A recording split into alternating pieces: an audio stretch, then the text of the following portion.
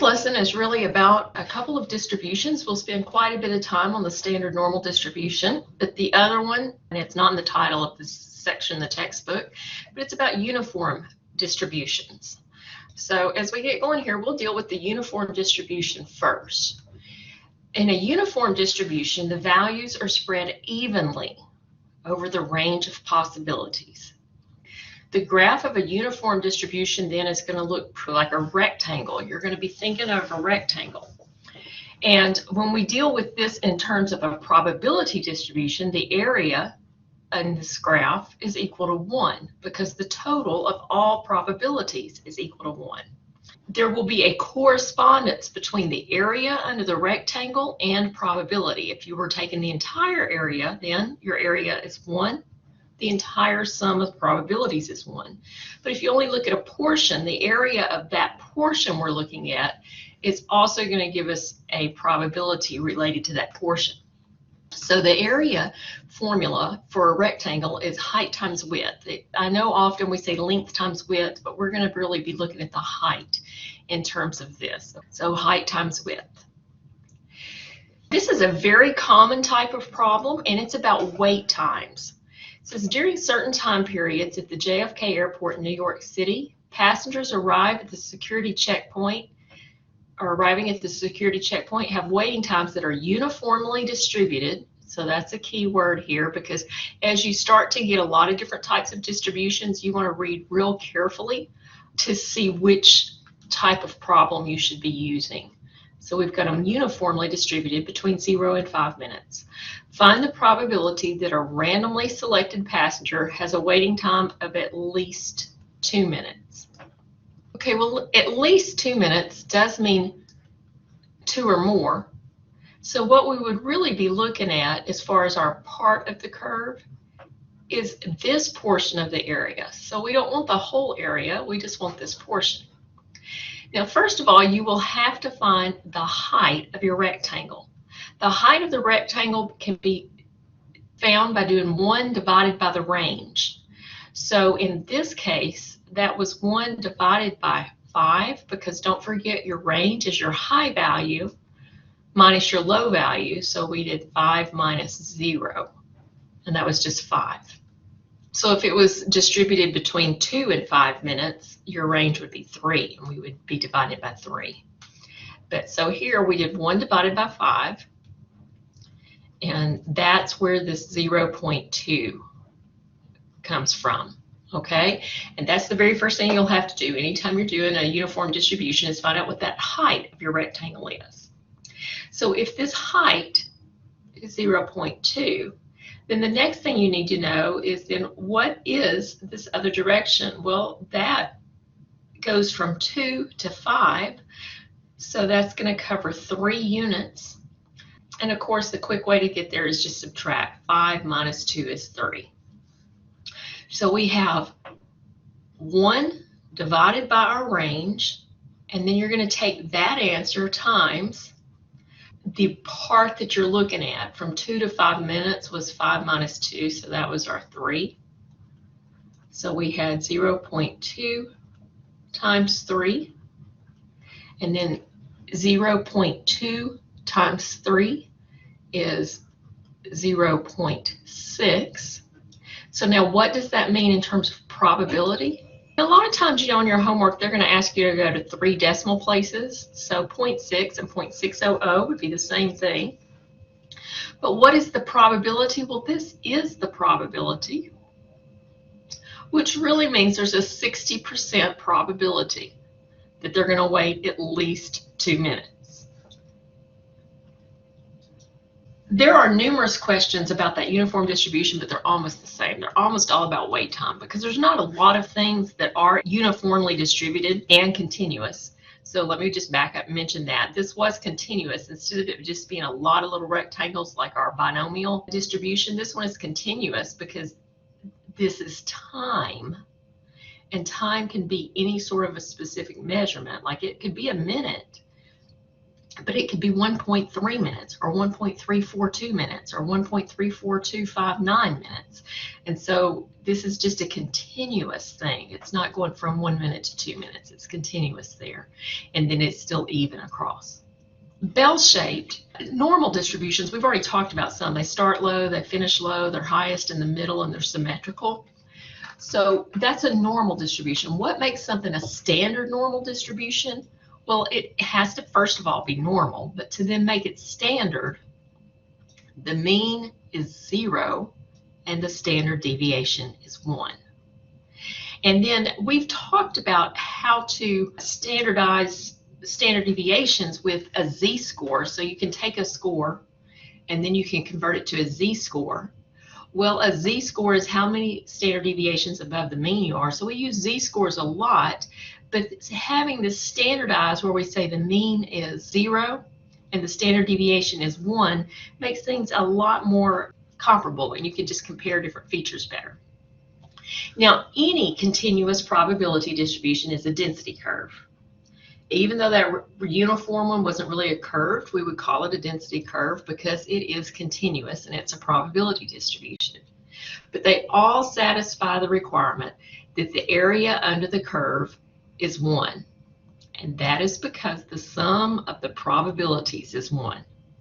So once again, we're going to have a correspondence between the area and the probability on this one because that standard normal curve is a continuous probability distribution. One type of problem you're going to have to find is to find the area. Finding the area between a couple of sections on your standard normal curve will be equivalent to finding the probability that something falls between your two z-scores. Now, there are several methods to use, but the simplest method and more precise than some other methods is to use technology. And our technology at hand that we're going to be talking about is the graphing calculator. So if you want to find a normal distribution area, and we're going to do this on the next screen with an actual problem, but you're going to hit second vars. So first of all, just to kind of remind you of where vars is, and let me make this calculator part bigger for you. Vars is right here beside your clear button. So you're going to hit second vars, and that brings up the menu that you're seeing here in this left-hand picture. Now, there are two options that say normal. Generally, you're going to be using that normal CDF. For all of this lesson, use the normal CDF cumulative because we're trying to add up areas. Excuse me. So after we choose that, this is the menu that comes up. Now, lower and upper sometimes takes a little bit of a trick to get used to there. You have to tell it where to start and where to finish. It would not be difficult on this illustration we've got up here because your lower would be whatever this number is here, so -A, and then the upper would be B. But sometimes you don't have a region that starts and stops within the curve. Sometimes, and we'll see this in a little bit, it's going to go all the way to the edge, one direction or another. So how far out is the very last value? What is the z-score we could put? Well, we don't exactly know. So since we don't know for a fact how far out we need to go, if you have to go all the way to the edge, you have to use an extreme value. So whether or not it's a lower extreme or an upper extreme, you have to make those numbers really out there. Now, this is just one example of what we could use in extreme. To type that, I'll show you how to type that on your calculator. But you could use something different. Second vars, and then I'm going to choose option 2, so I have that. Now let me make that part a little bit bigger. So you can see I've got -1 e to the 99. So how did I get that? The -1 is here, and to put that e in, it is second right here, that second comma, I believe that is. So you can see that EE that's above it? It says EE, but it will only type a single E, and that really is scientific notation for a power of 10. So I hit second comma, and that puts that E there, and then I can put 99. Now, -1 e to the 99 is like a -1, but then you move the decimal 99 places over, so that's It's just an incredibly negative number. So if you're using it extreme negative, negative 1e to the 99. And if you're using it extreme upper, it's 1e to the 99. Another option that you could do, if you don't want to use that e, you could actually just put negative and then just list a bunch of nines. And then list a bunch of positive nines if you need an extreme upper. And we'll actually work a few problems now to show you that. Bone mineral density tests can be helpful in identifying the presence or likelihood of osteoporosis.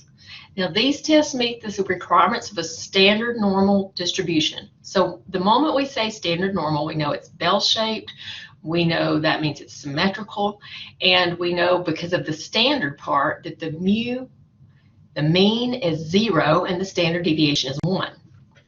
So they actually give test scores based on z-scores. So a randomly selected adult undergoes a bone density test. Find the probability that this person has a bone density test score less than 1.27.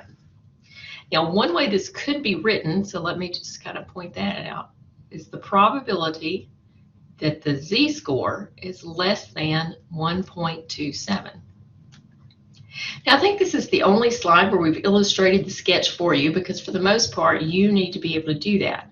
So if we know that 0 is in the middle, z-scores to the left of that are negative and z-scores are to the right.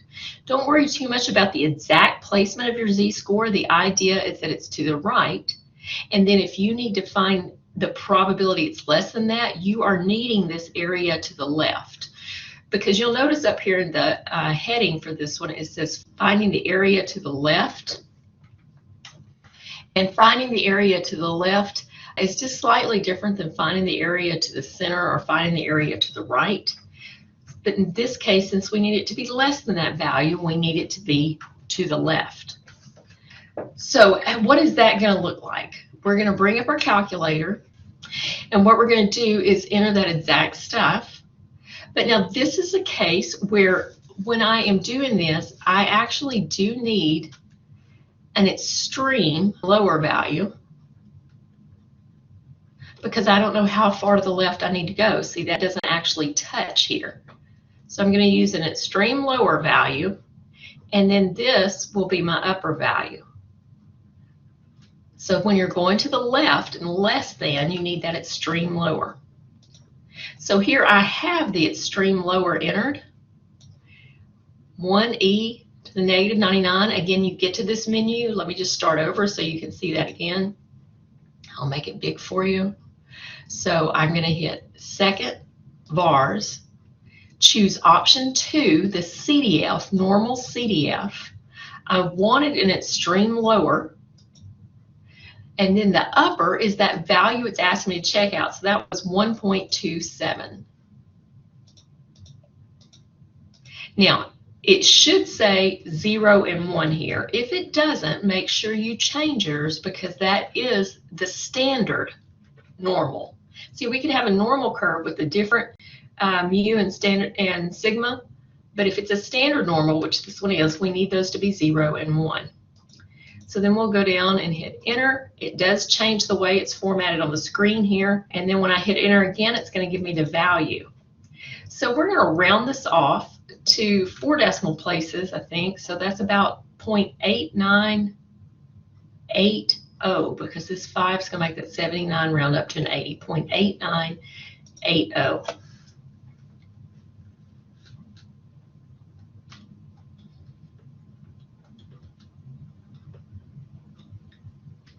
Now, whenever you're rounding, make sure you round to whatever the instructions say. So that's finding the area to the left. When you're finding an area to the left for less than, which it said less than here, we needed an extreme lower value. But we might need to find an area to the right of the curve. This one says the area above -1.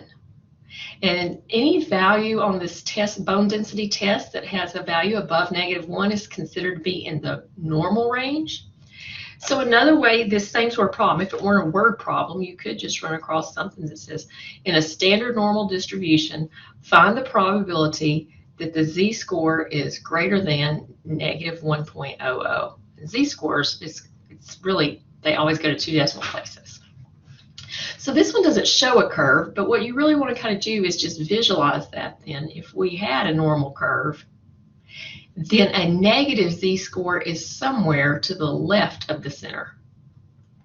And again, don't worry too much about the placement of it. It's just, you're just trying to visualize how you need to get this put in here. So if we need it to be greater than negative 1, then you're looking at all of this area to the right, which means you have the extreme value that you need to put on the upper, and then negative 1 is your lower value. So we're going to bring up our calculator and do it again. So I have second bars, option 2. This time my lower value is just negative 1.00. You could just put negative 1, but z-scores typically we use 2 decimals. Now the upper value is the one I need it to be extreme.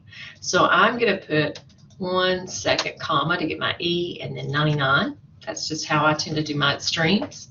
You don't want to change the 0 and 1. And so now I have 0.8413. 0.8413.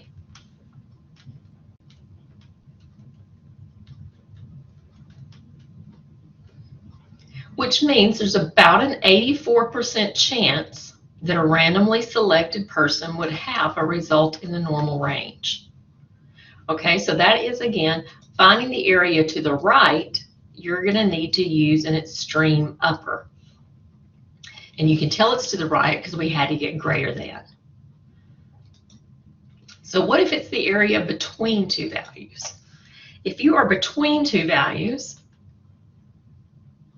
both of the values could be negative, both of the values could be positive, or you could have one negative and one positive. Here, though, I do see that they're both negative, so it is between negative 1 and negative 2.50. So somewhere here to the left, I have a negative 1, and further to the left, I have a negative 2.50.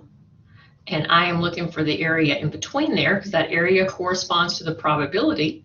So here I'm not going to need an extreme. This is my lower value.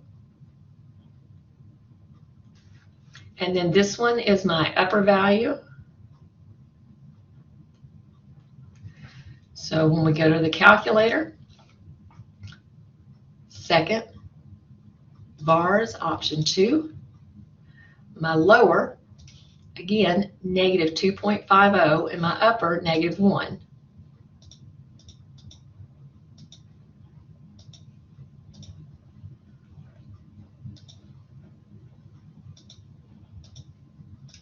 Now, just kind of make a note, though, that that's not the order they gave me those numbers in.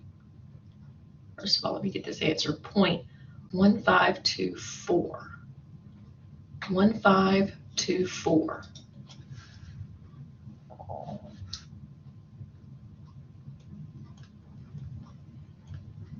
And if they had written it the other way, and what I was going to say about the order is don't just assume the first number they give you is your lower. You've got to think which one of these is smaller. You have to put it in the smaller one for the lower.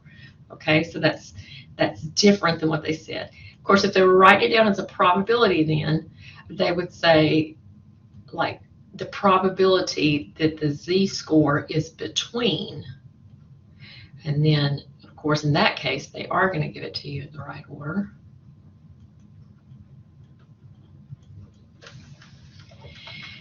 Probability normally goes to 3 decimal places. One of the reasons they have us go to 4 is kind of an acceptability of an error. That way, if you're slightly off on that last one, it's going to be from rounding. But the 3 digits that we're most interested in will be correct. Okay, but just always read what it tells you to round from. All right, so your calculator is going to do a great deal of this work for you. You do need to focus on that understanding. I'm telling you, I sketched the curve on the last couple. You will have some homework problems that ask you to sketch a curve, and then, of course, they don't have you sketch it. They have you choose the right sketch. So just remember, if you've got a problem that is written with Z is in between, then you're going to have a value on the left and a value on the right. And I say that like it actually could be. They could both end up on the same side of the normal curve, but we're still going to have a starting and stopping that's given to us. If Z is greater than A, then somewhere they're going to draw an A. Again, it could be to the left, it could be to the right, but the idea is that your upper has to be your extreme one whenever you're headed to the right. And then if it is less than wherever they put that line, then if you're headed less than, you're headed to the left, and you're going to have an extreme lower because you don't really know how far out you have to go to get it covered. So we just go beyond what we know we would need. So you'll have to do some multiple choice, but if you understand what I'm doing here, you shouldn't have a problem choosing the right one. And then you'll have to find the probability, and that's where you can use your calculator. Okay, in reversing this process, sometimes you need to find a z-score from a known area, and of course that known area corresponds to a known probability. So to find the z-score, instead of using option 2 under second vars, you're going to use option 3, which is your inverse norm. In other words, we're going to reverse the process, turn it wrong side out. So when you have the inverse norm, the next screen that comes up will ask you, first of all, for an area. You should still have a 0 and 1 for your mean and your standard deviation, but you'll have to put in an area. Now, I've had to make a little note here because depending on the calculator you have, if you have the newest ones, you will have an option for left, center, and right. If you don't have the very newest version of it, it's not going to have this line here that says tail. And if you don't have a left, center, and right, you must use the area from the left. And so I will do it using a left, center, and right, but then I'm also going to do one for you. I will put mine on left in case you don't even have that option. You can see how to do that. Okay, so but that will be option 3 under second vars, and that's for the inverse norm. Using the same bone density test, find the bone density test score that separates the bottom 2.5%, and then find the score that separates the top 2.5%. So again, you want to think about, okay, what I'm trying to do is find a z-score for these lines so that to the left of this one, I have 2.5%, which I'm going to say is 0.025. And then I'll have to find it so that the right is 0.025. Now there's actually options here because 2.5% on the left and 2.5% on the right means that there's a 95%, in the middle.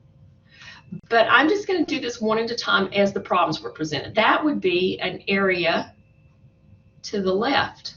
So when I bring up my calculator, I'm going to go to second vars. This time it's option 3 for my inverse norm, and I'm going to say my area is 0.025, and the tail that I'm looking for is on the left. So I can leave it just like that, and I get approximately, since this is a z-score, we'll go to 2 decimal places, negative 1.96. Negative 1.96.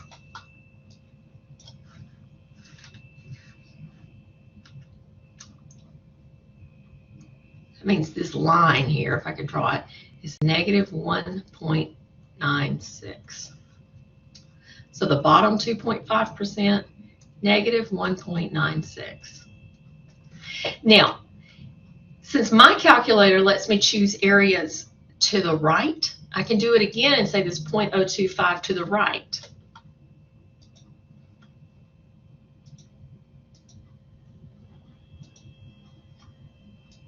The amount that I'm looking at didn't change, but instead of my tail being to the left, I want to know the section that is to the right.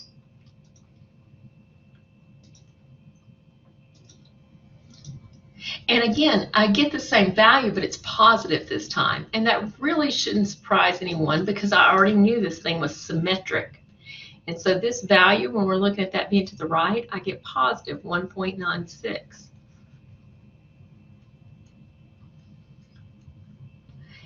If you only had the calculator then that goes from the left, what you would want to do then, how do you know that? If you don't even have the option for left, center, and right, your calculator is calculating it from the left. And so I could do it from the left and get this negative 1.96, and then because I know the curve is symmetric, just know that the one on the right is the positive 1.96.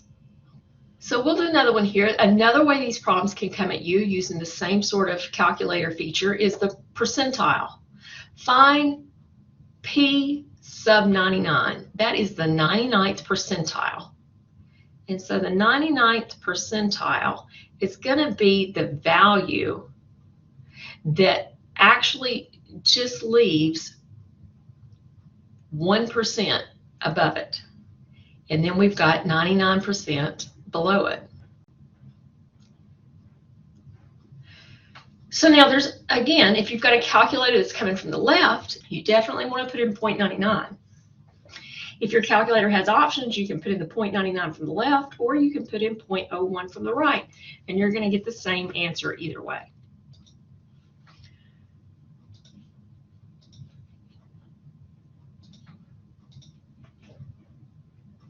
Inverse norm to get that z-score. So if it's coming from the left, that's 99% is to the left. If you have this option, you have to put it. If you don't have the option, it's automatically coming from the left.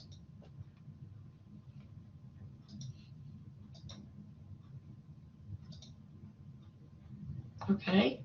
On the other hand, just to show again, if you would prefer, if you've got the option,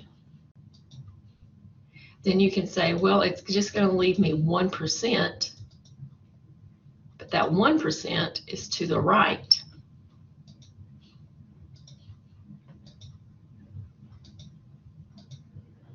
And what you see is you get the exact same answer. So if you have a calculator that doesn't have that option, you're just going to have to constantly kind of make a sketch and ask yourself, how can I get this information coming from the left? And sometimes if you're needing a right-hand tail, then a lot of times what you do is calculate it from the left and then do some subtraction from 1, knowing that it's symmetrical too, just depending on whether or not you need the z-score of the area.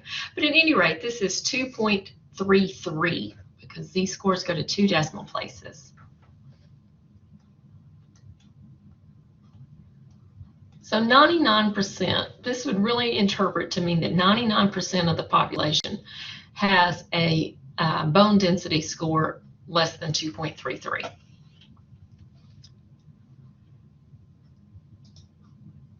All right, a critical value is a z-score that is the borderline, and we use critical values generally to separate significantly low or significantly high.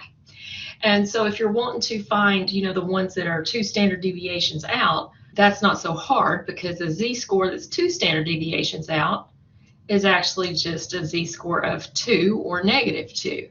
But that's not always what we want. Sometimes we want other percentages. So they will give you a notation, and it's z sub alpha. Of course, they're not going to put a little alpha there. Generally, you're going to find a number. Okay, and that number will be a small decimal, and that is the area to its right. So it's important to keep that in mind, particularly if you've got a calculator that comes from the left. So whenever they give me a z sub alpha, then alpha is right here. So if you have a calculator that comes from the left, what you would want to do is recognize that 1 minus alpha is to the left of it, and you could use that to help you find that z value, okay, or the percentage that goes along with it. So how does that work? Like this, find the critical value. So what is the z? We're finding the z, we're finding that critical value. Find the critical value of z of 0.025. So if we have a calculator, what we know is that value, we've got 0.025, that doesn't look like a point at all. All right, so 0.025 is to the right. So I didn't worry too much about where I put the line. I just know that that's to the right. So in my calculator, I can choose a right, and I can put this number in. If your calculator doesn't allow you to choose right, then what you're going to do is know that the area to the left is the rest of it. Okay, so 1 minus 0.025 is, I think, 0.975. So if you have a calculator that doesn't have that option, again, you're going to need to put this 0.975 in, and then it will automatically calculate it from the left. So let's do that again. It's still an inverse norm. If I were doing it from the left, if you didn't have these options, we're going to put 0.975. And if you don't want to do the subtraction, actually, I think you could just put 1 minus right here, and your calculator will take care of that for you. So I didn't even think about that, but 0.025. See, I can just say, okay, this area was to the right, but my calculator only does it from the left. Of course, that's if you have a calculator where you're going to do that.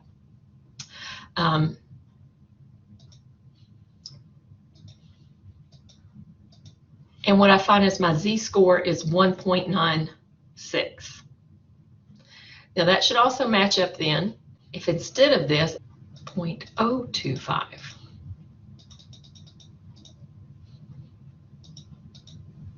See, and that does match 1.96. So either way, whether or not it came from the left or we did this right-hand tail, that value, the critical value there is 1.96. And what that means is it leaves 2.5% to the right of it. Okay, find the value of z sub 0.02.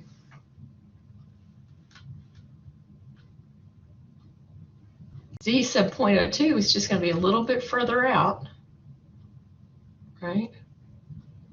So if we have 0.02 here, that means over here you had 0.98. You can either do it from the left if your calculator doesn't have the option, or this time I'm just going to do it from the right on mine.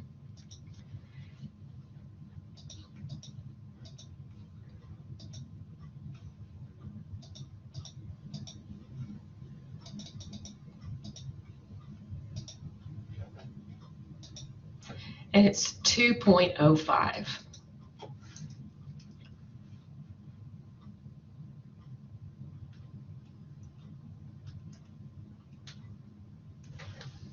So now just before we go, let's just go back and remind you of this right away. Let's just kind of rework this problem one more time. If you have because you do have several of these in your homework, and I didn't do a lot of examples of them because they're not as calculator reliant. I didn't feel like you needed as much instruction. But let's just suppose that our wait time was between 0 and 7 minutes. And we wanted to know what is the probability that a randomly selected passenger has a wait time of less than 3.25 minutes. So what I would do immediately is just think, okay, well, if it's evenly distributed, I know there's a rectangle. First of all, I want to find the height. The height is going to be 1 divided by 7. Okay, now I know that's a decimal, but I don't even need the decimal. I can just say, okay, that height is 1 divided by 7. And so then less than 3.25 means that if this goes all the way to 7, but it starts at 0, then somewhere along the way here, there's a 3.25. So that 3.25 actually is that width I'm looking for. So what I would do is 3.25, multiply that times my 1/7 to get the area of that.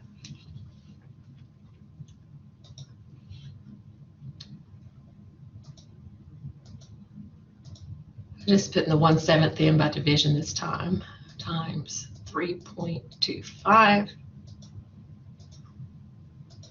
And my probability would be approximately 0.4642.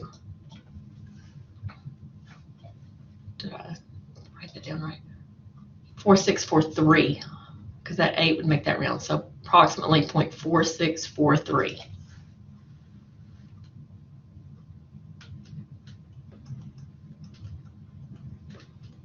I took that one to an extra decimal, but again, you've just always got to read on there what it would need to go to. So that would mean that like there's approximately a 46% chance that they're between 3.25. And if you think about it, that really makes good sense, because 3.5 minutes would have been about half then. 3.5 minutes would be half of that. And with an even distribution, then if I'd use 3.5, that's going to come out to 50. Okay, so this is less than 50%, so it makes sense. So again, your 1 divided by your range will give you your height. Then you need to figure out how far over you're going. You might need to subtract to get that. It might just be coming from 0, so you don't have to subtract. You have several problems like that. All right, that finishes up this lesson. Don't forget to ask your instructor if you need some help. Thanks.